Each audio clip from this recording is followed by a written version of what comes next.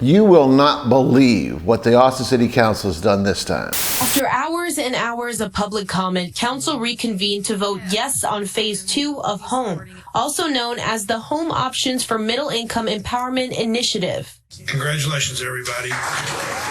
These new zoning laws have fundamentally changed how properties are valued inside the city limits. So if you own a house in Austin, or if you're thinking about buying one here, it is in your best interest to understand how these new valuation models work. Or you could wind up making a deal like the Native Americans did when they sold the island of Manhattan for $24. If you own any kind of property, you have a bundle of rights as the property owner, until somebody with more money or a better legal team decides they want your property. They don't own it, you do, but they think they have a better use for the property. So they think that means they should have the property, and they will use any means necessary to get it. This has been going on since the first European settlers arrived here. We might look back on some of the things that happened hundreds of years ago and pass judgment on the, quote, greedy people who took advantage of the original inhabitants. But when the same thing happens today, we call it progress. In today's world, they want you to pick a side. You're either yes in my backyard or no in my backyard. Well, first of all, it's not even your backyard, so why do you even get a vote in it?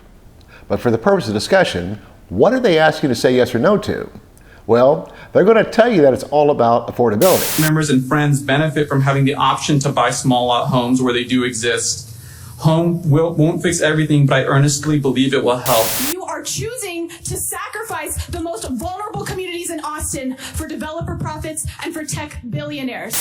Mayor Watson, your legacy will be displacement. Councilmember Vela, your legacy will be making Austin a hostile place for poor people and people of color. With the way home prices have gone up over the last several years, affordability has become a very hot topic. But the zoning changes that the City Council pushed through really have nothing to do with affordability. Phase 1 was passed by Council in December and went into effect in February, allowing 3 homes to be built on a single lot property. Phase 2 now adds on to it, reducing the minimum lot size from 5,750 square feet to 1,800. Just before the city passed Phase 1 of the Home Initiative, they held a public hearing to give residents an opportunity to voice their opinion. Yesterday, there were hundreds of community members that came out for public testimony. It ended up being about 12 hours of council listening through all of that. A lot of strong opinions from both sides of the aisle. Those who are for it and those who are against it. But it really didn't matter who talked or what they said, because the City Council already knew what they were going to do. They have been pushing for these changes since 2012, when they spent $8.5 million for Code Next. This was their first attempt to rewrite the land use code, but they were stopped by a court because the people that own the properties have the right to protest any changes the city wants to make. What does the city need to do to ensure they are not stepping on homeowners' protest rights? Well, they just need to follow the law, and the law has been very carefully and in detail explained to them now 3 times by the first judge that tried the original case that involved Code Next, by the Court of Appeals that heard the appeal, and now last Friday by yet a different judge from the city of Austin. They've committed the same sins that they were held guilty of committing before. Basically, they're supposed to be operating in transparency and telling the public what they're going to do and listening to the public in the form of protests.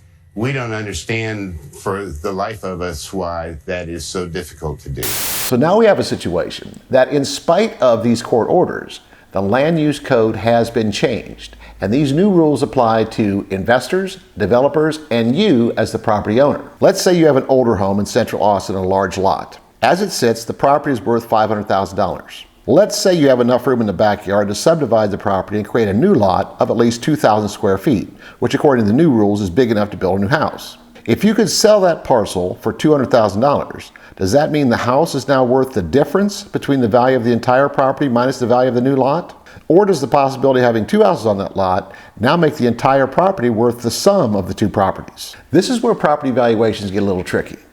A real estate investor is going to want to buy a property, improve it, and then sell that improved version at a profit. You as the homeowner might understand what could be, but unless you're willing to become a developer yourself and improve the property, you won't be able to realize that improved value. Another thing to consider is that when we're talking about undeveloped land, we need to be aware of the 25% rule. If you have something at $150,000 for the piece of land, historically, 25% of the cost of the house is the land. That means that house is going to come in at, using that formula, which the appraisers and the underwriters use, that house is going to come in at $600,000. If it's $200,000 for the cost of the land, that's an $800,000 house. So if a developer were to buy that $500,000 lot, they could either build one big house that should retail around $2 million, or subdivide the land and build two homes worth about $1 million each. Since it's now possible to build 3 homes on each lot, in theory, on that same $500,000 piece of land, a developer could build 6 units that should retail close to $350,000 each.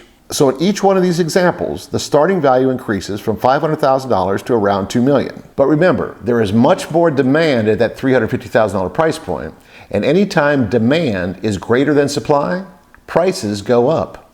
If the price on those smaller dense units increased to $400,000 or $450,000, then that kind of development could become more attractive to investors because they could make more money. Whether you agree with it or not, the land use code in Austin has been changed. These changes impact what you can do with any property you might currently own or intend to buy.